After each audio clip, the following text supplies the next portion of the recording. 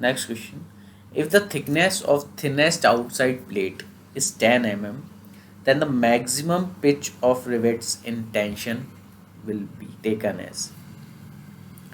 जब आप पिच मतलब आपने बोल्ट प्रोवाइड कर दिया है, ठीक है, तो वो पिच की बात कर रहा है कि पिच कितनी होनी चाहिए। जैसे कि ये आप ऐसे समझ लीजिए, ये आपका एक लैप जॉइंट हो गया, ठीक है ना, सॉरी ये इधर बनेगा। मान लो ये आपका लैप जॉइंट है, ये आपने दो बोल्ट प्रोवाइड कर दिए, ठीक है, और यहाँ पे आप क्या कर रहे हो, टेंशन दे रहे हो, ठीक है, ये आपका यहाँ क्या आ रहा है, टेंशन आ रहा है, ठीक है, पी लोड मान लीजिए लगा हुआ है, ओके।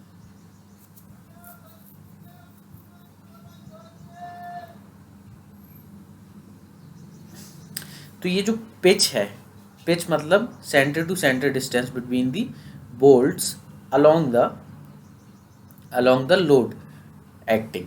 तो लोड किस डायरेक्शन में एक्ट कर रहा है, जिस डायरेक्शन में एक्ट कर रहा है उस डायरेक्शन में हम पिच लेते हैं, centre to centre distance between the hole और रिवेट, ठीक है।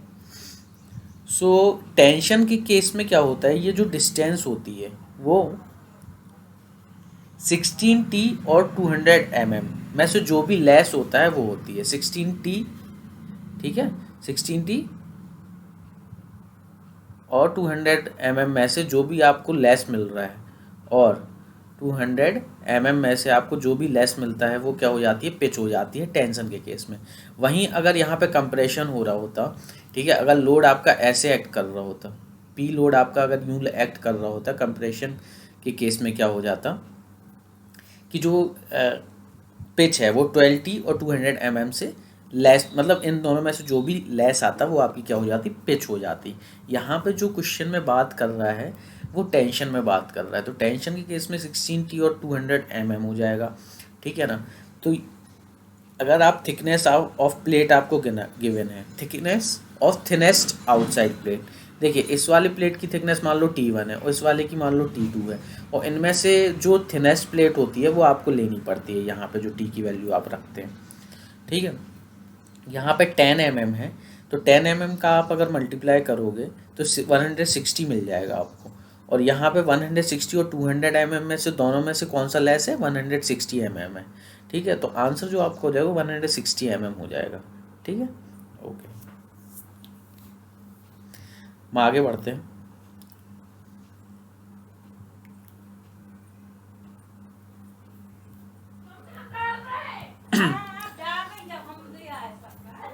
As per IS 800, the thickness of slab base is given by, जो थिकनेस ऑफ स्लैब बेस है वो IS 800 के हिसाब से आपको बताना है। तो पहली बात आपको ये पता होनी चाहिए कि जो स्लैब बेस है वो हम यूज़ किस किस के लिए करते हैं। जैसे स्लैब बेस है उसका यूज़ कॉलम कॉलम लोड को डिस्ट्रीब्यूट करने के लिए किया जाता है फुटिंग पे, ठीक है, 1 मिनट। जैसे ये कॉलम है, ठीक है ना, इस कॉलम के नीचे आप क्या करते हो कि बेस प्लेट देते हो, ठीक है ना। बेस प्लेट देने से क्या होता है, जो कॉलम का लोड है वो फुटिंग पे क्या होता है कि आराम से अच्छे से डिस्ट्रीब्यूट हो जाता है। तो वो बेस प्लेट की एक्चुअल में थिकनेस कितनी होनी चाहिए वो IS कोड में अपने को बताई गई है कि जो थिकनेस है वो 3W/FB ब्रैकेट A² - B²/4 होती है, ठीक है। यहाँ पे जो W होता है वो upward pressure exerted by concrete on base plate होता है।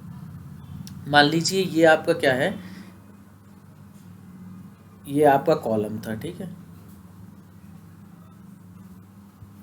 ये कॉलम है, ठीक है। तो जो बेस प्लेट होती है वो हमने ये दे के रखी है, ठीक है, बेस प्लेट।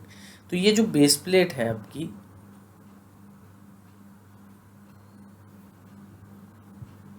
देखिए ये जो है आपकी बेस प्लेट है।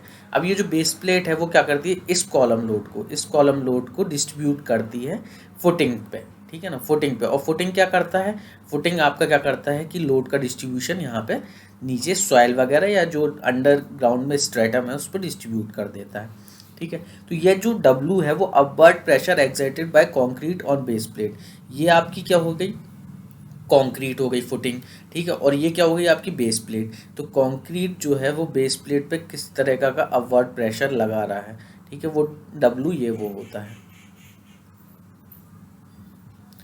देन जो 1/4 है, यहाँ पर जो 1/4 है वो क्या है, पॉइजन्स रेशियो है 0.25, ओके। FB जो है वो परमिसिबल बेंडिंग स्ट्रेसेस इन स्लैब बेस है। स्लैब बेस में जो स्लैब बेस आप यूज़ कर रहे हैं, ये आपकी जो स्लैब बेस है, इसमें जो परमिसिबल स्ट्रेसेस हैं वो कितने हैं, तो वो 185 न्यूटन पर mm स्क्वायर।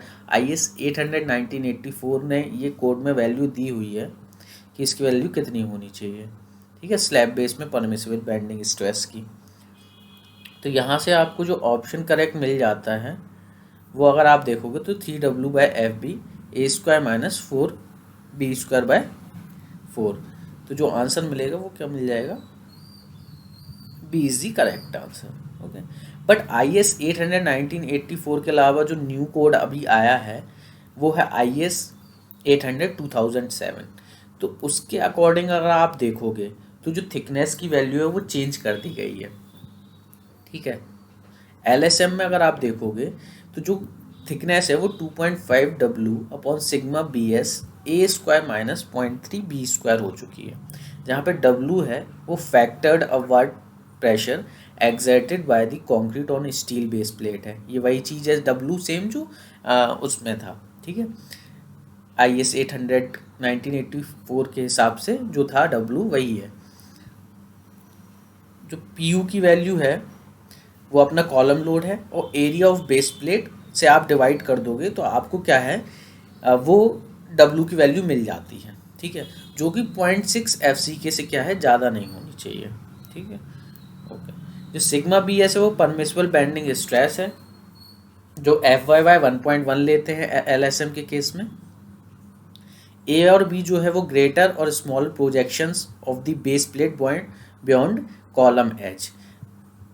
जैसे कि ये कॉलम एज है, कॉलम आपका क्या होगा, ये ख़त्म हो गया, ये कॉलम एज है, ठीक है ना, ये इधर पे ये कॉलम एज है, ठीक है, ये यहाँ पे कॉलम ख़त्म हो गया, ठीक है। अब इसके बाद जो प्रोजेक्शन है, ये प्रोजेक्शन कितना है, ठीक है, ये प्रोजेक्शन कितना है, A है मान लो, ठीक है। और ये वाला इस साइड प्रोजेक्शन कितना है, इस साइड प्रोजेक्शन है मान लो B, ठीक है। तो A और B की यही वैल्यू होती है जो इधर पे गिवन है। यहाँ पे भी A और B वही था प्रोजेक्शन, और यहाँ पे भी A और B क्या है, प्रोजेक्शंस हैं, ठीक है, A और B क्या है, प्रोजेक्शन है। अब एक नोट है, to get minimum base plate thickness keep the overhang projection A and B equal. अगर आपको थिकनेस जो है मिनिमम चाहिए, अगर ये थिकनेस आपको मिनिमम चाहिए बेस प्लेट की, तो जो आपका प्रोजेक्शन है, प्रोजेक्शन A और B की वैल्यू आपको मिनिमम रखनी पड़ेगी। A और B की वैल्यू अगर आप मिनिमम रखोगे तो जो थिकनेस ऑफ बेस प्लेट है, ये जो थिकनेस ऑफ बेस प्लेट है वो आपको क्या मिल जाएगी, मिनिमम मिल जाएगी, okay.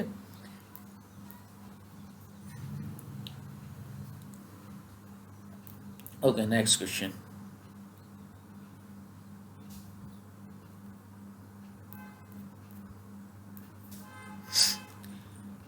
In a gusseted base,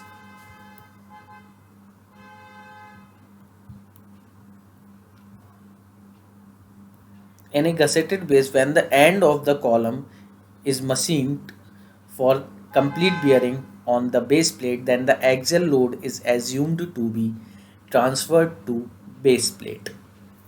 देखिए, गसेटेड बेस पहले आपको पता होना चाहिए कि कहाँ पे आप यूज़ कर रहे हो गसेटेड बेस का, ठीक है। तो उसके बारे में आप थोड़ा सा पॉइंट देख लीजिए।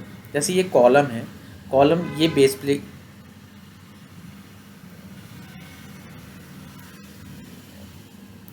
ये आपका कॉलम हो गया, ठीक है, ये आपकी जो हो गई वो बेस प्लेट हो गई, ठीक है, और ये आपका क्या हो गया, एंगल क्लीट हो गया यहाँ पे। अब इस एंगल क्लीट और कॉलम के बीच में आप एक स्टिफनर का यूज़ करते हो, जिसे आप क्या बोलते हो, गसेट प्लेट बोलते हो।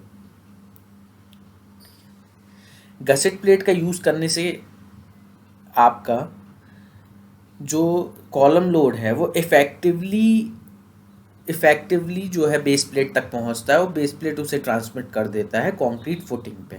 ठीक है, तो इस गसेट प्लेट से, ठीक है, वो क्या होता है, गसेट प्लेट को आप किसी लोड के लिए डिज़ाइन करते हो, ठीक है ना, गसेट प्लेट फास्टनिंग में आता है। ठीक है, तो अगर जो एंड्स हैं, ठीक है ना, when ends are cut by ordinary method और एंड्स आर नॉट मशीन्ड, तो क्या होता है कि 100% लोड ट्रांसफर थ्रू बेल्ट्स और क्लीट एंगल। दो केस हैं, अगर आपका जो एंड्स होते हैं, कॉलम एंड्स जो होते हैं, अगर वो मशीन्ड नहीं है और अगर ऑर्डिनरी मेथड से उन्हें कट किया गया है, तो आप क्या करते हो कि 100% जो लोड है वो आप ये मान के चलते हो कि क्लीट से पास हो रहा है, क्लीट वेल्ड्स मतलब फास्टनिंग से पास करवा रहे हो, और बियरिंग एक्शन से कोई भी लोड पास नहीं हो रहा है, मतलब बियरिंग एक्शन के द्वारा कोई भी लोड का ट्रांसफ़र नहीं हो रहा है, सारा लोड जो है क्लीट, एंगल और वेल्डिंग इन सब से पास हो रहा है, मतलब फास्टनिंग से पास हो रहा है। ठीक है, साथ ही इफ़ एंड्स आर मशीन्ड और मिल्ड, मतलब कि अगर एंड्स आपके क्या है, मशीन है और उन्हें मिलिंग के द्वारा मशीन्ड किया गया है, फिनिश्ड किया गया है, तो 50% लोड आप मान के चलते हो कि जो क्लीट और वेल्ड से पास हो रहा है, मतलब फास्टनिंग से पास हो रहा है, और 50% लोड जो है वो बियरिंग एक्शन के द्वारा पास किया गया है। ठीक है, तो यहाँ पे जो क्वेश्चन में पूछ रहा है, ठीक है, कि एंड्स क्या है कि मशीन्ड है, तो अपना जो सेकंड केस हो जाएगा, एंड्स अगर मशीन है तो 50% लोड बियरिंग एक्शन से, मतलब बियरिंग एक्शन से क्या होता है, लिया जाता है, ठीक है, ट्रांसमिट होता है।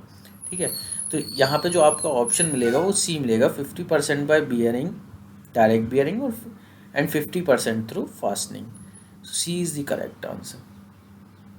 Okay, next question, when the axis of load lies in the plane of rivet group, then the rivets are subjected to, जब जो एक्सिस ऑफ लोड है, ठीक है, lies in the plane of rivet group, तब क्या होता है, देखिए axis of load lies in plane of rivet group, तो ये जो एग्जाम्पल है वो आप देख सकते हैं इससे, जो अपना प्लेन ऑफ रिवेटिंग है, ठीक है ना, उसी प्लेन में ये क्या है, लोड लाई कर रहा है। ठीक है, आप इस तरफ से भी समझ सकते हो, देखिए ये जो अपना है आई सेक्शन है, ये ब्रैकेट प्लेट है। ठीक है, ब्रैकेट प्लेट पे आपने क्या किया, लोड लगाया हुआ है। ठीक है, तो ये जो आपका यहाँ पर कॉलम है और जो रिवेट्स हैं, rivets in the same plane of loading. ठीक है, तो वही क्वेश्चन में कह रहा है कि the axis of load lies in the plane of rivet group, ठीक है, then the rivets are subjected to, तो ये वाला केस आपका बन रहा है, इस केस को आप देख सकते हैं। ठीक है, अब इस केस के कारण होता क्या है कि यहाँ पे लोड आ रहा है, अगर इस लोड को आप ट्रांसफ़र कर दोगे यहाँ, ठीक है, तो इस लोड के कारण क्या होने लगेगा कि एक तो एक डायरेक्ट शियर आने लगेगा, और एक ये जो पी लोड है, पी इंटू अगर ई इसेंट्रिसिटी है, ये देखिए ई यहाँ पर गिवन है ई, तो एक यहाँ पे मूवमेंट भी लगेगा, जिसे हम क्या करेंगे, पी ई बोलेंगे। ठीक है, पी इंटू ई। अब इस टॉर्शनल मूवमेंट के कारण होता क्या है, एक टॉर्शनल शियर स्ट्रेस जनरेट होता है बोल्ट्स के अंदर। तो बोल्ट्स के अंदर होता क्या है, एक तो एक डायरेक्ट शियर आ रहा है डायरेक्ट लोडिंग के कारण, और इस मूवमेंट के कारण, टॉर्शनल मूवमेंट के कारण क्या होता है, इस मूवमेंट के कारण क्या होता है कि टॉर्शनल शियर स्ट्रेसेस जनरेट होते हैं रिवेट्स में। तो जो अगर आप देखोगे तो आपको ऑप्शन में क्या मिल जाएगा कि ओनली शियर स्ट्रेसेस, ठीक है, ओनली शियर स्ट्रेसेस जनरेट होते हैं।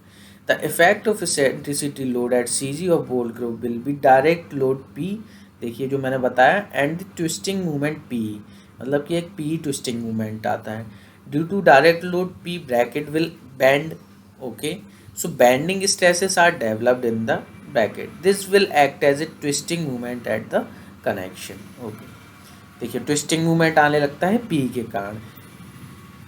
ये अगर आप देखोगे पी अगर बेंडिंग मूवमेंट लगेगा तो इसको रिवेट को क्या करेगा, ये ट्विस्ट करने की कोशिश करेगा, जिसके कारण क्या होता है, एक टॉर्शनल शियर स्ट्रेस जनरेट हो जाता है रिवेट में।